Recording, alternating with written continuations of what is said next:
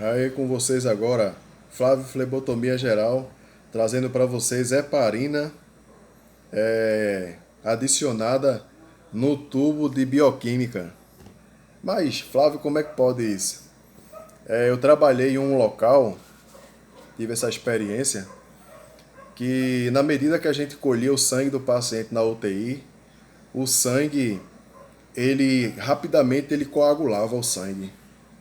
Então teve um dia que eu não consegui colher essa amostra, eu não consegui colher essas amostras, porque a gente colhia o sangue do paciente coagulava na mesma hora que a gente colhia, não dava tempo de tirar da seringa, nem tempo de tirar da seringa a gente teve para colocar nos tubos de ensaio. Então o que aconteceu? Eu não consegui colher e repassei para outra pessoa. O correto é esse. Ou o ser passado, né, no livro da UTI do paciente, que o profissional não conseguiu colher lá repassado no livro, o profissional não conseguiu colher do laboratório sangue devido ao tempo de coagulação do paciente, assim, explicar tudinho lá no livro da UTI, o ocorrido. E eu estranhei, uma pessoa foi lá e conseguiu colher esse material e trouxe pra gente. Eu estranhei, porque na minha época, há um bom tempo atrás, quando a gente colhia, né, o material de sangue venoso para passar na máquina, né, a coleta de sangue para ver o oxigênio no sangue venoso, o gás venoso, vamos dizer assim. Na época a gente preparava o gás venoso com heparina. A gente colocava 0,1 na seringa na heparina. A gente pegava de heparina 0,1 de heparina e colocava na seringa e fazia aquela coleta para que desse para fazer aquele gás venoso do paciente. Aí nesse dia, uma pessoa foi lá, colheu o material todinho do paciente e veio com os tubos tudo cheio. Eu estranhei, eu chamei aquela pessoa e disse: ô fulano, como foi que tu conseguiu colher essa amostra aí? Eu colhi 2 vezes na seringa, não consegui repassar o material para os tubos de ensaio.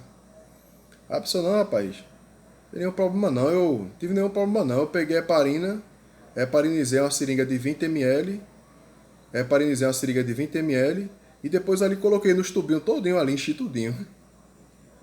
Aí é bronca. Então, eu quero deixar essa dica para vocês. Não fazer isso. Não faça esse processo porque a partir do momento que você colocou, a partir do momento que colocou um aditivo na seringa, não é? E esse material, esse sangue heparinizado, você colocou em todos os tubos, né? Tanto o tubo de DTA, tubo de heparina, tubo de citrato, tubo de gel, tubo de soro, né? Tubo seco com gel para bioquímica. A partir do momento que você colocou, distribuiu todo esse material em todos os tubos com aquele sangue heparinizado, você misturou a heparina com o EDTA, daquele tubo de EDTA, que é ácido etilênico diamino tetracético. É um tipo de um ácido. Então você misturou um aditivo com o outro com o sangue do paciente. Se você colocou também no tubo de citrato, você também misturou heparina com citrato, que é outro aditivo químico que é colocado no tubo de ensaio, para um outro processo do exame do paciente. Então você misturou heparina, citrato de sódio e misturou o sangue do paciente tudo junto. E aí é um outro problema também grave, entendeu? Então, você também colocou heparina naquele sangue e colocou lá no tubo gel, que é tubo seco com gel, que é para os exames de bioquímica. Você misturou a heparina com o acelerador de coágulo daquele tubo.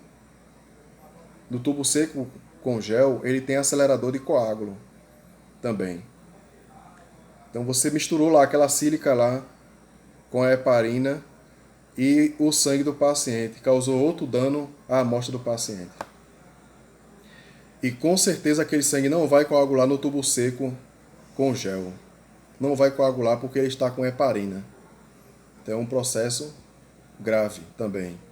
Porque quando fizer a centrifugação, o setor da bioquímica não vai obter o soro do paciente naquele tubo de gel com acelerador de coágulo, não vai obter o soro.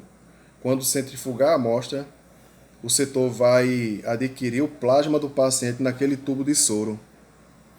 Aí é uma alteração de processo também. Então, para isso não acontecer, todos os outros materiais que você colheu, se você colheu aquele material também com a heparina, colocou no tubo de heparina também, tubo de tampa verde, você acrescentou mais heparina ainda ao sangue do paciente.